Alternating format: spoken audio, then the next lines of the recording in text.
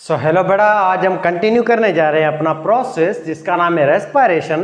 Respiration का बेटा हमने पहला स्टेप जो है वो डिस्कस किया था ग्लाइकोलाइसिस, जिसमें हुआ क्या था बेटा, आपका जो ग्लूकोज था वो सेल के साइटोप्लाज्म के अंदर ही ये ग्लूकोज था C6 कंपाउंड 6 कार्बन का बना हुआ मॉलिक्यूल जो कि टूटा था आपके साइटोप्लाज्म में आपके C3 कंपाउंड में C3H4O3। इस कंपाउंड का बेटा नाम था पायरुविक एसिड। तो यहाँ पे 2 पायरुविक एसिड बने थे आपके साइटोप्लाज्म के अंदर और इस प्रोसेस का नाम था ग्लाइकोलाइसिस। अब ग्लाइकोलाइसिस जो था बेटा ये आपका यहाँ साइटोप्लाज्म के अंदर होता है। ये प्रोसेस यहाँ शुरू हुआ था आपके सेल के साइटोप्लाज्म के अंदर और यहाँ पे आपका ये एक प्रोडक्ट बनी थी जिसका नाम था 2 NAD। और बेटा साइटोप्लाज्म में एक और चीज़ बनी थी जिसका नाम था आपका सिंपल हम कहें तो यूजफुल प्रोडक्ट जिसका नाम था 2 ATP। तो 2 ATP आपको मिली ग्लाइकोलाइसिस में और 2 NAD मिली और यहाँ पे आपका ग्लूकोज था वो कन्वर्ट हुआ C3 कंपाउंड में, इसका नाम था पायरुविक एसिड। अगर बेटा ये प्रोसेस हुआ है यीस्ट के अंदर, फंजी के अंदर, तो यही पायरुविक एसिड ग्लाइकोलाइसिस के बाद कन्वर्ट होगा अल्कोहल में या शराब में। तो यहाँ पे C3H4O3 है बेटा, ये आपका पायरुविक एसिड, इसके साथ अगेन ये करेगा NAD और ये कन्वर्ट हो जाएगा C3H4O3 into C2H5OH plus carbon dioxide. ये चीज़ बनी है, इसको कहते हैं शराब या अल्कोहल। तो अल्कोहल बना, बस यही था आपका एनाएरोबिक रेस्पिरेशन। तो एनाएरोबिक रेस्पिरेशन का एक टाइप है अल्कोहल फर्मेंटेशन जिसमें अल्कोहल बनता है शराब। ये 2 मॉलिक्यूल शराब के बनते हैं C2H5OH, 2 कार्बन से गैस भी रिलीज होती हैं, ये होता है अल्कोहलिक फर्मेंटेशन। एनाएरोबिक दूसरे लफ्ज़ में फर्मेंटेशन भी कहते हैं, जो आपकी यीस्ट के अंदर होती है और कुछ बुक्स में लिखा पड़ा है बैक्टीरिया के अंदर भी होती है। तो मेनली ज़्यादातर ये यीस्ट के अंदर होती है, फंजी जो एक यूनिसेलुलर। अब यही फंजी हम यूज़ करते हैं बेटा नान है, पिज़्ज़ा है, बर्गर है, बिस्किट्स वगैरह हैं, शराब वगैरह को बनाने के लिए। आप देखें पिज़्ज़ा बर्गर बिस्किट्स वगैरह जो थोड़े फुले हुए होते हैं ना, वो यीस्ट की वजह से हैं। आटे को गूंदने के बाद वो हम पुड़िया जो है वो छिड़केंगे आटे के ऊपर, फिर वो आटे के अंदर वो ये आटा है आपका गूंदा हुआ आटा, इसके अंदर ये यीस्ट खमीर को छिड़केंगे। खमीर ये यीस्ट क्या करेगी, इस आटे को खाएगी और ये प्रोसेस करेगी फर्मेंटेशन का, यानी कि अल्कोहल फर्मेंटेशन। और यीस्ट आटे के अंदर छोड़ेगा अल्कोहल और कार्बन से गैस रिलीज करती है। और जैसे इस आटे की रोटी को हम बना के जैसे तय के ऊपर रखेंगे ना बेटा, तो ये यीस्ट जो इसमें शराब है, शराब बनाती है ये वेस्ट प्रोडक्ट, और दूसरा कार्बन से गैस। ये शराब और कसम गैस दोनों ही जो है ना आग लगने के साथ ये ऑक्सीडाइज होंगे। ये शराब और CO2 गैस दोनों उड़ने लगेगी।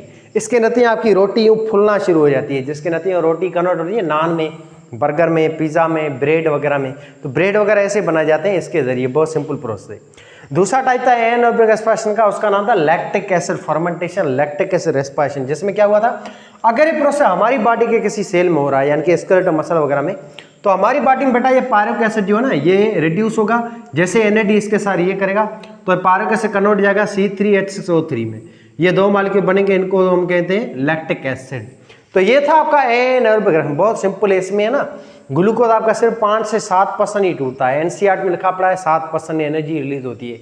और यहाँ पे एनाएरोबिक रेस्पिरेशन में एक ही स्टेप हुआ है जिसका नाम था ग्लाइकोलाइसिस। ग्लाइकोलाइसिस करने के बाद ये ग्लूकोज के जो भी एटम है पूरे के पूरे पड़े पूरे टूटने ही दें। इस वजह से 36 ATP इस प्रोसेस में नहीं बनती है, इसमें सिर्फ 2 ही ATP बनती है एनाएरोबिक रेस्पिरेशन में। एनाएरोबिक रेस्पिरेशन में सिर्फ साइटोप्लाज्म ही इन्वॉल्व होता है, बाकी माइटोकॉन्ड्रिया का कोई रोल नहीं है। आगे हम कंटिन्यू करते हैं एरोबिक रेस्पिरेशन का दूसरा स्टेप है आपका जिसका नाम है एसीटाइल कोएंजाइम है। अब यहाँ पे होगा क्या, आपका जो साइटोप्लाज्म है ना बेटा, यहाँ पे क्या बना, पायरुविक एसिड बना। ये रहा साइटोप्लाज्म में पायरुविक एसिड। अब ये पायरुविक एसिड एक ग्लूकोज से कितने बने, 2 बने। तो ये 2 जो पायरुविक एसिड हैं आगे टूटने के लिए फर्दर ATP 36 ATP और बनाने के लिए ये जाएंगे आपके कहाँ, ये जाएंगे आगे माइटोकॉन्ड्रिया में।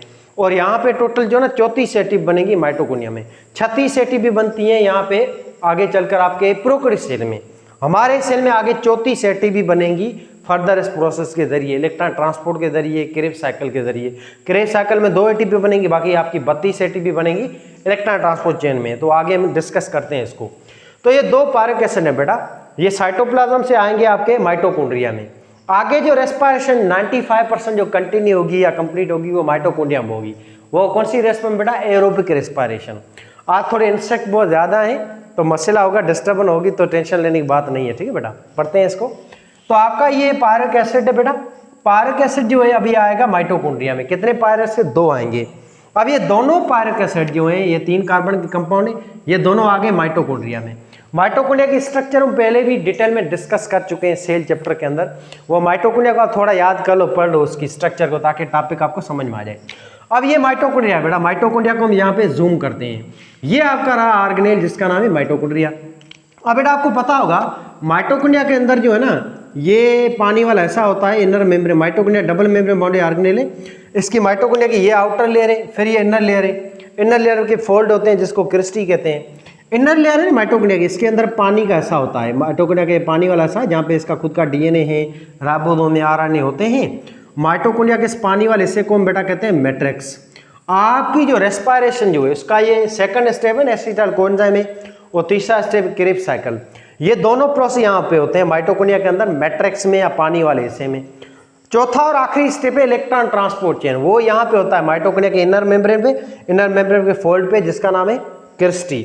ठीक है बेटा, तो स्टार्ट करते हैं पहले एसिटाइल कोएंजाइम से। अब होगा क्या बेटा, ये पायरिक एसिड जो बना है ग्लाइकोलाइसिस के प्रोसेस है, ये पायरिक एसिड आएगा माइटोकॉन्ड्रिया में। माइटोकॉन्ड्रिया में यहाँ पे पायरिक एसिड आते ही पायरिक एसिड ऑक्सीडाइज होगा, पायरिक एसिड जो टूटना शुरू हो जाएगा। माइटोकॉन्ड्रिया के अंदर आते ही पायरिक एसिड जो होता है बेटा, ये C3 कंपाउंड, ये कन्वर्ट हो जाएगा C2 कंपाउंड में, 2 कार्बन वाले कंपाउंड में। वो कैसे देखो, पायरिक एसिड में 3 कार्बन है ना, इसमें 1 कार्बन ये निकलेगा बाहर। पायरिक एसिड में देखो ये 2 ऑक्सीजन है और 3 ऑक्सीजन है, यहाँ पे 2 ऑक्सीजन यहाँ पे रिलीज होंगी, तो क्या बनेगा, कार्बन डाइऑक्साइड गैस बनेगी। ऐसे पायरिक एसिड में 4 हाइड्रोजन है, 1 हाइड्रोजन यहाँ पे रिलीज होगा और ये हाइड्रोजन उठा लेगी Na। तो ऐसे क्या हुआ, पायरिक एसिड की ऑक्सीडेशन हो रही है, यानी कि माइटोकॉन्ड्रिया में आते पायरिक एसिड टूट रहा है। अब पायरिक एसिड क्या है बेटा, C3H4O3 कंपाउंड है, ये माइटोकॉन्ड्रिया में आते ही टूट जाएगा। पायरिक एसिड से 1 कार्बन निकलेगा और 2 ऑक्सीजन निकलेंगे, तो वेस्ट प्रोडक्ट बना जिसका नाम है कार्बन डाइऑक्साइड।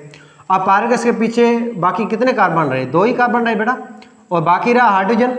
यहाँ पे हाइड्रोजन भी एक रिलीज होगा पायरिक एसिड से, उस हाइड्रोजन को उठा लेगी Na यहाँ पे, तो Na रिड्यूस हो जाएगी इनटू NaDH में। तो बाकी जो पायरिक एसिड के पास हाइड्रोजन बचेंगे, वो 1 तो चला गया, बाकी बचे हाइड्रोजन एटम 3।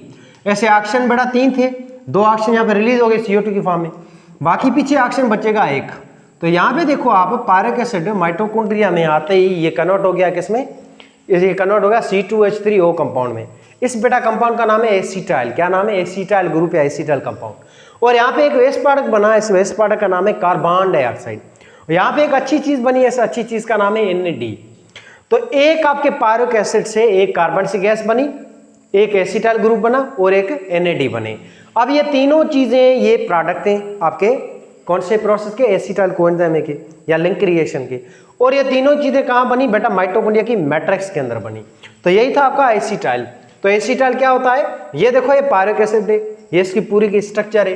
अब पायरिक एसिड से निकलता है कार्बन डाइऑक्साइड गैस, ये कार्बन और ऑक्सीजन जो है CO2 रिलीज होंगे, कार्बन से गैस बनेगी ऐसे वेस्ट प्रोडक्ट। आपको पता होगा ना aerobic respiration waste product carbon से बनती है, तो यहाँ पे देखो ये बन रही है कार्बन से गैस। एक पायरिक एसिड से 1 कार्बन से गैस रिलीज होगी, तो आगे चलकर कार्बन से गैस जैसे रिलीज होगी तो पायरिक एसिड कन्वर्ट हो जाएगा इसमें, ये बनेगा एक ग्रुप में जिसका नाम है एसिटाल्डिहाइड। अब एसिटाल्डिहाइड जो है इसमें हाइड्रोजन और रिलीज होगा, तो इस हाइड्रोजन को गेन कर लेगा NAD कन्वर्ट हो जाएगा रिड्यूस फॉर्म में, इसका नाम है NADH। तो आगे चलकर ये फिर आफ्टर द डीहाइड्रोजिनेशन एंड डीकार्बोऑक्सिलेशन, डीकार्बोऑक्सिलेशन माना removal of carbon dioxide and dehydrogenation का मतलब है रिमूवल ऑफ हाइड्रोजन एटम। तो आपका पायरिक एसिड कन्वर्ट हो जाएगा बेटा किसमें, एसिटाइल ग्रुप में, एसिटाइल ग्रुप में। अभी एसिटाइल यहाँ पड़ा है माइटोकॉन्ड्रिया में, तो आपका पायरिक एसिड आया, पायरिक एसिड यहाँ पे कन्वर्ट हो गया C2 कंपाउंड में, इस C2 कंपाउंड का नाम है एसिटाइल। अब एसिटाइल के साथ आपके मैट्रिक्स के अंदर एक एंजाइम अटैच होगा, इस एंजाइम का नाम है कोएंजाइम है। कोएंजाइम में अटैच हो जाएगा ऐसे एसिटाइल ग्रुप के साथ, तो ऐसे बन क्या जाएगा, एसिटाइल कोएंजाइम में बन जाएगा। तो यही था आपका पायरिक एसिड कन्वर्ट हुआ एसिटाइल कोएंजाइम में, एसिटाइल ग्रुप में कन्वर्ट हो गया। तो यहाँ पे भी क्या हुई, ऑक्सीडेशन हुई है ना पायरिक एसिड की।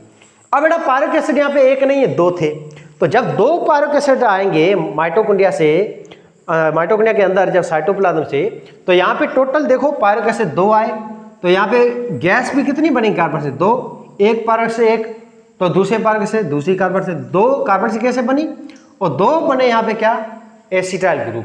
और यहाँ पे NAD भी टोटल कितनी बनेगी बेटा, वो 2 ही बनेगी, सिंपल है, इजी है। तो इसमें अच्छी जो प्रोडक्ट है वो ये है, इसका नाम है NAD। और दूसरी अच्छी प्रोडक्ट है आपकी एसिटाइल, ये एक वेस्ट प्रोडक्ट बनी है एसिटाइल के अंदर। तो एसिटाइल जो है ये रिएक्शन कहाँ होता है, देखें बेटा एसिटाइल जो प्रोसेस ये कहाँ होता है, एसिटाइल ये लिंक रिएक्शन है, क्योंकि यही तो रिएक्शन है जो जोड़ता है, कनेक्ट करता है ग्लाइकोलाइसिस को और क्रेब्स साइकिल को। क्रेब्स साइकिल बाद में होता है एसिटाइल के बाद, एसिटाइल कोएंजाइम रिएक्शन होने के बाद। तो आपका क्रेब्स साइकिल और आपका ग्लाइकोलाइसिस इन दोनों को कनेक्ट करने वाला प्रोसेस कौन सा है बेटा, वो कनेक्ट करने वाला कौन सा ग्रुप आपका प्रोसेस है, एसिटाइल कोएंजाइम प्रोसेस है। और ये एसिटाइल जो है कोएंजाइम प्रोसेस, यही तो वो प्रोसेस है जो एरोबिक रेस्पिरेशन को शुरू करता है।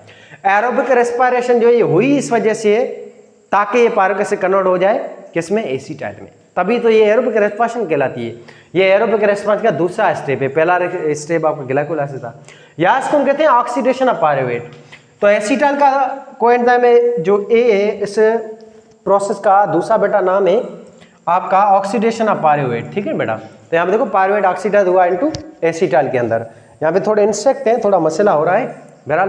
तो occurs in matrix of mitochondria, ये प्रोसेस कहाँ होता है बेटा, माइटोकॉन्ड्रिया के पानी के अंदर एसिटाइल कोएंजाइम में बना। और यहाँ पे रिएक्टेंट कौन था, रिएक्टेंट था आपका पायरुविक एसिड, NAD और कोएंजाइम ए। पायरुविक एसिड बेटा कितने थे, 2 थे, और NAD कितनी आई, 2, और कोएंजाइम में कितने यूज हुए, 2। तो प्रोडक्ट क्या बना, 2 आपके बने एसिटाइल, 2 आपकी बनी वेस्ट पर कार्बन डाइऑक्साइड, 2 NAD बनी और 2 बने एसिटाइल कोएंजाइम। अब यही एसिटाइल कोएंजाइम यहाँ पड़ा है मैट्रिक्स के अंदर। अब यहाँ पे ये एसिटाइल कोएंजाइम के साथ एक और चीज रिएक्ट करेगी आपके माइटोकॉन्ड्रिया के मैट्रिक्स के अंदर। ये चीज होती है, एक एसिड होता है, इस एसिड का नाम है ऑक्सिलो एसीटेट या ऑक्जेलिक एसिड इसको कहते हैं।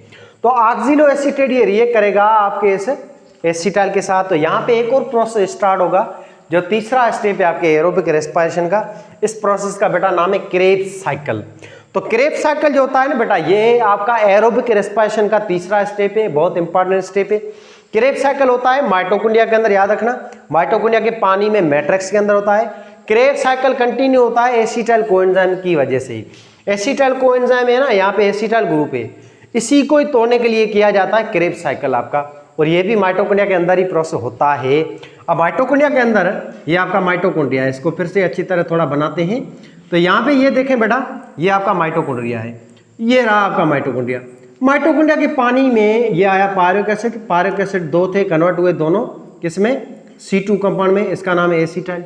अब एसिटाइल के साथ ये करेगा ये एक मॉलिक्यूल, इस मॉलिक्यूल का नाम है ऑक्सिलो एसीटेट। तो जैसे ही ऑक्सिलो एसीटेट और एसिटाइल मिल जाएंगे तो यहाँ पे एक प्रोसेस शुरू होगा, यहाँ पे ऐसे 2 प्रोसेस शुरू होंगे, क्योंकि 2 एसिटाइल है तो 2 प्रोसेस होंगे। इन 2 प्रोसेस का नाम है क्रेब्स साइकिल। इन प्रोसेस को डिस्कस करने वाला बंदा था, इसका नाम था सर हैंस क्रेब, तभी इसका प्रोसेस का नाम भी पड़ा क्रेब्स साइकिल। क्रेब्स साइकिल को दूसरे नाम से हम कहते हैं TCA cycle, try कार्बो oxalic acid cycle, क्योंकि यहाँ पे क्रेब्स साइकिल में जो पहली प्रोडक्ट बनती है वो सिट्रेट बनता है या सिट्रिक एसिड बनता है। और सिट्रिक एसिड जो है ये बना हुआ है 3 कार्बो ऑक्जेलिक ग्रुप का, COOH ग्रुप होते हैं, इसमें सिट्रिक एसिड या सिट्रेट में 3 होते हैं। इस वजह से साइकिल का दूसरा नाम पड़ा TCA साइकिल। या बेटा साइकिल को हम कहते हैं सिट्रिक एसिड साइकिल, क्योंकि फर्स्ट प्रोडक्ट यहाँ पे सिट्रिक एसिड बनती है ना। तो सिट्रिक एसिड जो है या TCA या क्रेब्स साइकिल, ये तीनों ही एक ही प्रोसेस के नाम है। और ये प्रोसेस कहाँ होता है, माइटोकॉन्ड्रिया की मैट्रिक्स में। और ये प्रोसेस किसका है बेटा, एरोबिक रेस्पिरेशन का, एनारोबिक का। ये एरोबिक रेस्पिरेशन का तीसरा स्टेप है। तो हुआ क्या था, पहला स्टेप हुआ था रेस्पिरेशन का, इसका नाम था बेटा ग्लाइकोलाइसिस, जो कि आपके साइटोप्लाज्म हुआ था। दूसरा स्टेप है, इसका नाम एसिटाइल कोएंजाइम है। तीसरा स्टेप होता है, इसका नाम है क्रेब्स साइकिल। ये है एरोबिक रेस्पिरेशन तीसरा स्टेप। चौथा और आखिरी स्टेप इसका नाम है इलेक्ट्रॉन ट्रांसपोर्ट चेन, ETC। तो यहाँ पे हुआ क्या, ग्लाइकोलाइसिस में C कंपाउंड ग्लूकोज था, वो कन्वर्ट हुआ C3 कंपाउंड में, इसका नाम था पायरुवेट। फिर पायरुवेट कन्वर्ट हुआ C2 कंपाउंड में, C2 कंपाउंड का नाम था एसिटाइल। अब क्रेब्स साइकिल के अंदर ये एसिटाइल कन्वर्ट हो जाएगा मुकम्मल C0 में, 4 के 4 कार्बन गैसें यहाँ पे बन जाएंगी। तो एक आपके एसिटाइल में 2 कार्बन है, 2 एसिटाइल में कितने कार्बन हुए, 4। ये 4 के 4 कार्बन यहाँ पे आपके क्रेब्स साइकिल के अंदर 4 के 4 कार्बन जो है वो कन्वर्ट हो जाएंगे 4 CO2 के अंदर, ठीक है बेटा, 4 CO2 के अंदर। तो स्टार्ट करते हैं बेटा। तो आपका क्रेब्स साइकिल को शुरू करने वाला एक मॉलिक्यूल होता है, तेजाब होता है, जिसका नाम है ऑक्सिलो एसीटेट, ऑक्सिलो एसीटेट या ऑक्जेलिक एसिड। और ये प्रोसेस कहाँ होता है, ये एरोबिक रेस्पिरेशन स्टेप है, ये भी मैट्रिक्स के अंदर ही हो रहा है। ऑक्सिलो एसीटेट वो प्राइमरी एक्सेप्टर है और ये बना हुआ है 4 कार्बन का कंपाउंड, ये आपके माइटोकॉन्ड्रिया के मैट्रिक्स में होता है। ये एक्सेप्ट करेगा एसिटाइल ग्रुप को, एसिटाइल ग्रुप है बेटा C2H3O, और इस ग्रुप को एक्सेप्ट करेगा ऑक्सिलो एसीटेट। तो 2 कार्बन आपके एसिटाइल में, 4 कार्बन ऑक्सिलो एसीटेट में। जब दोनों मॉलिक्यूल रिएक्ट करेंगे तो ये कन्वर्ट हो जाएगा, ये दोनों मॉलिक्यूल कन्वर्ट हो जाएंगे किसमें, सिट्रेट में, C6 कार्बन कंपाउंड में या 6 कार्बन वाले कंपाउंड में। इस C6 या 6 कार्बन कंपाउंड का नाम है सिट्रिक एसिड या सिट्रेट। अब सिट्रेट से पानी जो है यहाँ पे रिलीज होगा, वाटर यहाँ पे जो है रिमूवल होगा, डिहाइड्रेशन होगी, इसके नतीजे सिट्रेट कन्वर्ट होगा एक और अपने आइसोमर में, और इसके आइसोमर को हम कहते हैं आइसोसिट्रेट। ये भी 6 कार्बन वाला कंपाउंड है। अब आइसोसिट्रेट में 6 कार्बन है बेटा, जिसमें एक कार्बन यहाँ पे रिमूव हो जाएगा, ऑक्सीजन भी रिमूव होगी, तो इस प्रोसेस को हम कहते हैं डी कार्बो ऑक्सीलेशन। तो आपका सिट्रेट जो है आइसोसिट्रेट वो क्या करता है, डी कार्बो ऑक्सीलेशन करता है, यानी कि रिमूवल ऑफ कार्बन से गैस। तो 6 कार्बन थे, इसमें एक कार्बन रिमूव हो गया, तो बाकी इसमें 6 में से एक कार्बन चला गया, बाकी कितने कार्बन बचे, 5। तो आइसोसिट्रेट कन्वर्ट हो जाएगा, कार्बन डाइऑक्साइड को रिमूव करने के बाद कन्वर्ट होगा 5 कार्बन कंपाउंड में, इसका नाम है अल्फा कीटो ग्लूट्रेट, अल्फा कीटो ग्लूट्रेट बना, ये 5 कार्बन का कंपाउंड है। ऐसे आगे इसने एक और चीज की है, यहाँ पे इसको कहते हैं डिहाइड्रोजिनेशन। तो आइसोसिट्रेट 2 चीजें करता है, एक करता है डीकार्बोक्सिलेशन और दूसरी चीज करता है ये डिहाइड्रोजिनेशन, यानी कि रिमूवल ऑफ हाइड्रोजन एटम। जो हाइड्रोजन एटम पढ़े बेटा, ये जो 3 नहीं पढ़े हाइड्रोजन एटम आपके एसिटाइल में, उसमें से एक हाइड्रोजन एटम यहाँ पे रिमूव हुआ है, और ये हाइड्रोजन एटम किसने लिया, NAD ने, तो NAD कन्वर्ट हो जाएगा NADH में, तो ये तो प्रोडक्ट बनी आपकी क्रेब्स साइकिल की। अब आइसोसिट्रेट कन्वर्ट होगा C6 कंपाउंड C5 कंपाउंड में, और यहाँ पे क्या होगा, यहाँ पे अल्फा कीटो ग्लूट्रेट में 5 कार्बन, एक कार्बन और रिमूव हो जाएगा, तो कन्वर्ट हो जाएगा 4 कार्बन कंपाउंड में, जिसका नाम है सक्सिनाइल कोएंजाइम। ये कोएंजाइम में फिर से यहाँ पे अटैच हो जाएगा, यहाँ से रिमूव हो गया था पहले। तो यहाँ पे क्या होगा, एक प्रोसेस तो ये हुआ डी कार्बो ऑक्सीलेशन, अल्फा कीटो ग्लूट्रेट ने किया डी कार्बो ऑक्सीलेशन, माना रिमूवल ऑफ कार्बन डाइऑक्साइड। दूसरी यहाँ पे चीज होगी, इसका नाम है डिहाइड्रोजिनेशन, यानी कि रिमूवल ऑफ हाइड्रोजन एटम। तो यहाँ पे देखें अल्फा कीटो ग्लूट्रेट ने हाइड्रोजन भी लॉस किया, वो हाइड्रोजन एक लॉस किया, उसको लिया NAD ने। तो यहाँ पे आप देखें बेटा, 2 कार्बन से गैसें बन गई है, 2 NAD भी यहाँ पे बन गई हैं। आपके जो एसिटाइल जो था उसमें जो बचे कुछ 2 कार्बन थे, वो 2 कार्बन सारे यहाँ पे रिमूव हो गए हैं, तो कार्बन जो है उसका तो डी एंड हो गया। देखो बेटा पायरिक एसिड में 3 कार्बन थे ना, एक कार्बन यहाँ पे लॉस हुआ एसिटाइल के टाइम, एक कार्बन जो था आपका एसिटाइल जो बना उस टाइम लॉस हुआ, ठीक, जिसके नतीजे कार्बन गैस बनी। बाकी आपके पायरिक एसिड कितने कार्बन बचे, 3 में से 1 चला गया, बाकी 2 बचे, 2 कार्बन से यहाँ पे रिमूव हुए आपके क्रेब्स साइकिल में। तो ये पायरिक एसिड के 3 कार्बन की कहानी हो गई यहाँ पे खत्म। ये 3 कार्बन से गैसें बनी, 2 बनी पायरिक एसिड के टाइम गैसें, ठीक, 2 बनी कार्बन डाइऑक्साइड गैसें। ओवरऑल हम 2 पायरिक एसिड को एक साथ लें तो 2 CO2 बनती है एसिटाइल के टाइम, और ये क्रेब्स साइकिल एक प्रोसेस में 2 बनती है CO2, और ये 2 बार प्रोसेस होता है, क्योंकि एसिटाइल 2 बार होते हैं। तो ओवरऑल हम कहेंगे कि 2 कार्बन से यहाँ बनी, 2 यहाँ पे बनी, 2 NAD यहाँ पे बनी, 2 NAD यहाँ पे बनी, तो 4 कार्बन से गैसें बनती हैं ओवरऑल 2 क्रेब्स साइकिल में। अगर एक एसिटाइल आता है तो 2 कार्बन से गैसें बनेंगी, दोनों एसिटाइल आते हैं तो क्रेब्स साइकिल 2 बार होगा, तो CO2 भी 2 यहाँ पे बनती है, 2 यहाँ पे, तो टोटल आपके क्रेब्स साइकिल में 4 कार्बन से गैसें बनी, 2 कार्बन से गैसें यहाँ पे बनी एसिटाइल में, तो 2 और 4 कितनी होंगी, 6 कार्बन से गैसें। तो इक्वेशन नहीं लिखते हैं रेस्पायरेशन की, कि रेस्पायरेशन ऐसे होता है आपका 6O2 प्लस में C6H12O6 वाटर, ये टूटता है 6 CO2 में, प्लस में यहाँ पे 6 H2O रिलीज होते हैं। तो ये 6 कार्बन से गैसें जो आप लिखते हैं ना इक्वेशन में, ये 6 कार्बन से गैसें कहाँ बनती है बेटा, माइटोकॉन्ड्रिया में ही बनती हैं, जिसमें से 2 कार्बन से गैसें यहाँ बनी है आपके एसिटाइल के टाइम, 4 कार्बन से गैसें यहाँ बनी क्रेब्स साइकिल के टाइम, जो हम अभी डिस्कस कर चुके हैं। बहरहाल तो आगे देखें, अल्फा कीटो ग्लूट्रेट में एक कार्बन जैसे ही रिमूव हो गया तो ये कन्वर्ट हो जाएगा बेटा किसमें, ये कन्वर्ट हो जाएगा 4 कार्बन कंपाउंड, जिसका नाम है सक्सिनाइल कोएंजाइम है। और सक्सिनाइल कोएंजाइम जो है यहाँ पे क्या होगा, यहाँ से एनर्जी रिलीज होगी, वो एनर्जी गेन करेगा ADP, यहाँ पे GTP ग्वाइनोसाइन डाइफॉस्फेट, वो कन्वर्ट हो जाएगा ग्वाइनोसाइन ट्राइफॉस्फेट। और यहाँ पे फास्फेट देने वाला एक और मॉलिक्यूल है जिसको हम कहते हैं इनऑर्गेनिक मॉलिक्यूल, उसका नाम है H3PO4 फास्फोरिक एसिड। आपके माइटोकॉन्ड्रिया के अंदर फास्फोरिक एसिड होता है, वो फास्फेट डोनेट करता है, ये फास्फेट जाके अटैच जाएगा GTP के साथ, ग्वाइनोसाइन डाइफॉस्फेट के साथ, फिर ये GTP फास्फेट को लेके एनर्जी यहाँ से लेके कन्वर्ट हो जाएगा GTP में, ग्वाइनोसाइन ट्राइफॉस्फेट। फिर ग्वाइनोसाइन ट्राइफॉस्फेट है ना बेटा, ये फास्फेट जो एनर्जी वाला ये देगा इसको ADP को, फिर ADP जैसे ही फास्फेट मिलेगा तो कन्वर्ट हो जाएगा ATP में। तो यहाँ पे देखो एक ATP बनी, एक क्रेब्स साइकिल में एक ATP बनती है, और क्रेब्स साइकिल बड़ा असल में 2 बार होता है क्योंकि 2 एसिटाइल है, तो ATP भी कितनी बनी ओवरऑल 2 बनती हैं, ठीक, एक क्रेब्स साइकिल में एक ATP, 2 में 2 ATP। अच्छा जी, तो ऐसे एक सक्सिनाइल कोएंजाइम कन्वर्ट हो जाएगा सक्सिनेट में या सक्सेनिक एसिड में, 4 कार्बन कंपाउंड में। और सक्सेनिक एसिड कन्वर्ट होगा फ्यूमिरेट में। कैसे देखें बेटा, यहाँ पे क्या होगा, यहाँ पे अगेन होगा डिहाइड्रोजिनेशन, यानी कि रिमूवल ऑफ हाइड्रोजन एटम। तो यहाँ पे डिहाइड्रोजिनेशन होगी, इसके नतीजे में क्या होगा, सक्सीनेट से हाइड्रोजन रिमूव होगा, वो हाइड्रोजन कौन उठाएगा यहाँ पे FAD। तो हाइड्रोजन सक्सीनेट से आएगा, वो FAD उठाएगा, यहाँ पे कन्वर्ट हो जाएगा FADH में, यहाँ पे FAD बना। ये क्रेब्स साइकिल एक बार हुआ तो एक FAD बनेगा, 2 बार होता है क्रेब्स साइकिल तो असल में 2 FAD बनती हैं। क्लियर? अच्छा, तो ऐसे कन्वर्ट हो जाएगा सक्सीनेट किसमें, फ्यूमिरेट में या फ्यूमेरिक एसिड में, 4 कार्बन कंपाउंड में। और फ्यूमिरेट या फ्यूमेरिक एसिड जो है यहाँ पे क्या करेगा, एडिशन ऑफ वाटर होगा, तो यहाँ पे इसके नतीजे में क्या होगा, ये कन्वर्ट हो जाएगा मेलेट में या मेलिक एसिड में, 4 कार्बन कंपाउंड में। मेलेट आगे फिर से करेगा dehydrogenation, removal of hydrogen atom, और मेलेट से जो हाइड्रोजन निकलेगा उसको उठाएगा यहाँ पे NAD, ऐसे NAD कन्वर्ट हो जाएगा NADH में, और यहाँ पे NAD एक बना, तो क्रेब्स साइकिल 2 बार होता है तो NAD भी यहाँ पे कितने बनती है, यहाँ पे असल में 2 बनती है NAD। ऐसे ये मेलेट जैसे ही डिहाइड्रोजन करेगा तो कन्वर्ट हो जाएगा ऑक्सिलो एसीटेट में। तो ये था आपका पहला स्टेप बेटा, ऑक्सिलो एसीटेट। ऑक्सिलो एसीटेट ने या एसीटाइल को, यहाँ से आपका क्रेब्स साइकिल शुरू हुआ, तो ऑक्सिलो एसीटेट और जैसे ही आपका एसीटाइल कोएंजाइम में दोनों मिले तो यहाँ पे बनेगा C6 प्रोडक्ट, 6 कार्बन और कंपाउंड, इसका नाम है सिट्रेट। फिर सिट्रेट कन्वर्ट होगा अपने आइसोमर में, इसका नाम है isocitrate by the removal of water. फिर आइसोसिट्रेट करेगा डीकार्बोक्सिलेशन, डिहाइड्रोजनेशन, कार्बन से निकलेगी हाइड्रोजन निकलेगा, इस कार्बन से गैस जो है ये तो एज ए वेस्ट निकल जाएगी अपनी बॉडी से बाहर, जो हम कर रहे हैं ना एक्सहेलेशन, कार्बन को बाहर निकाल रहे हैं। बाकी यहाँ पे हाइड्रोजन एटम है उसको लेने आएगा NAD, ऐसे कन्वर्ट हो जाएगा आपका आइसोसिट्रेट 5 कार्बन कंपाउंड में, जिसका नाम है अल्फा कीटो ग्लूट्रेट। अल्फा कीटो ग्लूट्रेट फिर से डिहाइड्रोजनेशन, डीकार्बोक्सिलेशन करेगा और ये कन्वर्ट हो जाएगा बेटा किसमें, अगेन आपके 4 कार्बन कंपाउंड में, जिसका नाम है सक्सीनाइल कोएंजाइम है। यहाँ पे भी CO2 गैस बनी और एक NAD बनी, और सक्सीनाइल कोएंजाइम में कन्वर्ट होगा सक्सीनेट में। कैसे, ये ATP बनाएगा सिंपल। अब सक्सीनेट जो है ये कन्वर्ट होगा किसमें बेटा, फ्यूमिरेट में। कैसे, ADP बना के FAD बना के। तो फ्यूमिरेट कन्वर्ट होगा मेलेट में। कैसे, वाटर की एडिशन करके।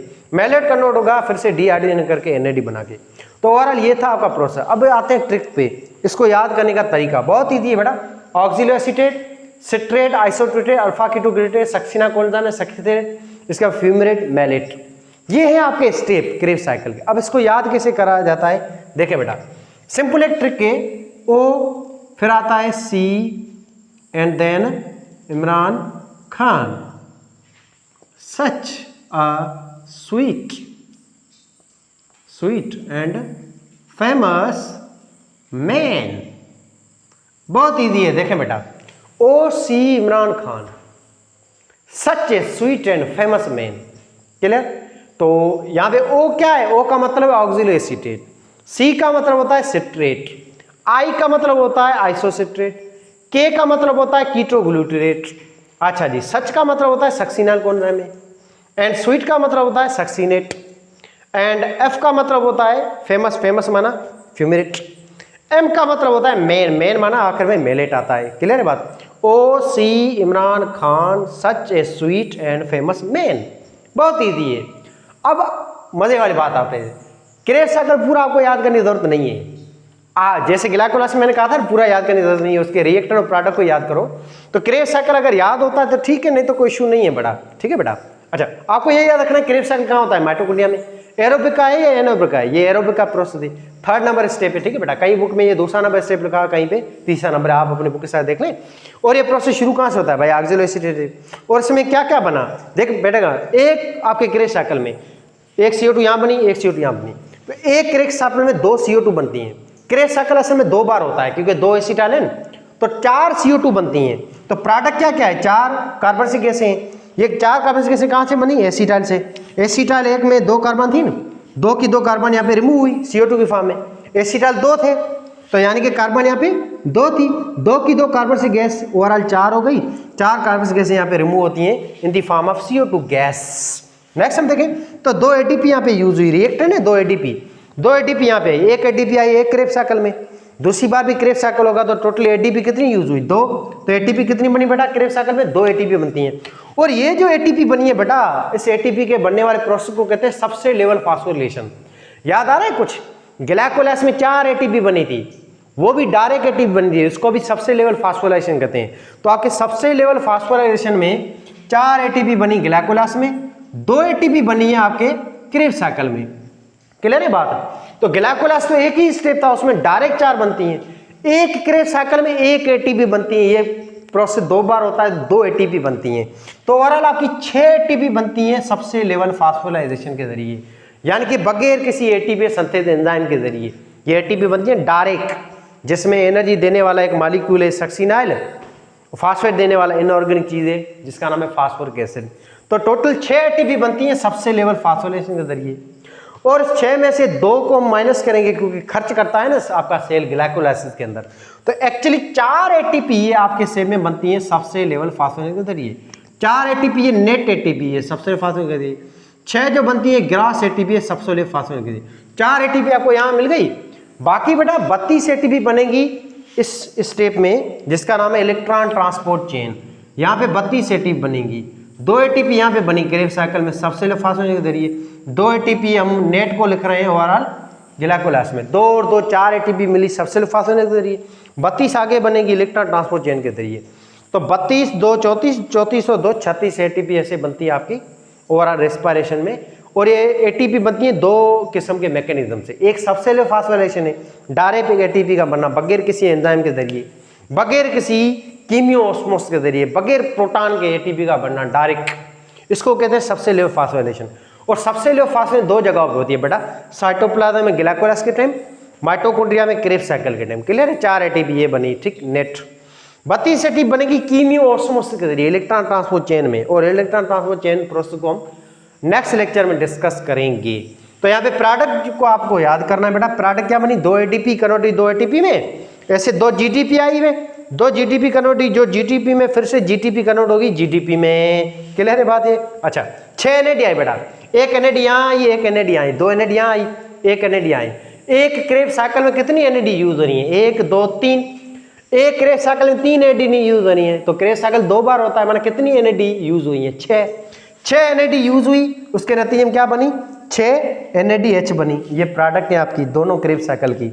ऐसे आप देखें, एक क्रेब साइकिल में एक FAD बनता है, एक क्रेब साइकिल में, तो क्रेब साइकिल 2 बार होता है, माना 2 FADH बनेंगे, 2 FAD यूज हुई। तो यहाँ पे रिएक्टेंट था FAD, 2 FAD, वो 2 FAD कन्वर्ट हुई 2 FADH में। नेक्स्ट, पानी भी यहाँ पे 2 यूज होते हैं। तो ये थी आपकी प्रोडक्ट, ये था रिएक्टेंट। अब इसमें अच्छी प्रोडक्ट कौन सी है बेटा? अच्छी प्रोडक्ट ये है, 2 ATP और 6 NAD, 2 FAD, ये है अच्छी प्रोडक्ट। बुरी जो प्रोडक्ट यहाँ पे बनी है वो ये है कार्बन डाइऑक्साइड। कितनी बनी? 4 कार्बन डाइऑक्साइड। आपके एक ग्लूकोज में 6 कार्बन है, 6 के 6 कार्बन कन्वर्ट होते हैं 6 कार्बन डाइऑक्साइड गैस में। ये 6 कार्बन गैसें कहाँ बनी बेटा? 2 बनी एसिटाइल के टाइम, 4 बनी है क्रेब साइकिल में। ये रही 6 कार्बन से गैसें, सारी की सारी माइटोकॉन्ड्रिया में बनती है। सारी की सारी कार्बन से गैसें आपके कौन से ऑर्गेनेल में बनती है? माइटोकॉन्ड्रिया में। और कौन सी रेस्पिरेशन में? एरोबिक में, एनारोबिक में? एरोबिक रेस्पिरेशन में। और 2 प्रोसेस में बनती हैं कार्बन से गैसें।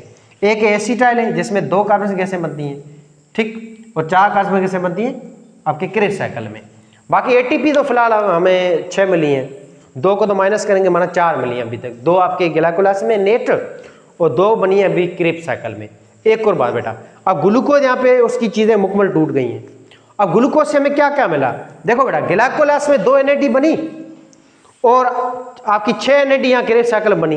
तो एक ग्लूकोज के टूटने से टोटल 8 NAD बनी।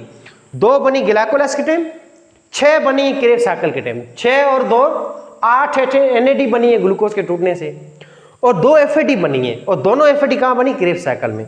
तो आपका ग्लूकोज जो टूटा है बेटा, ग्लूकोज जो टूटा उससे टोटल 8 NAD बनी है, 8 NAD बनी, 2 FAD बनी।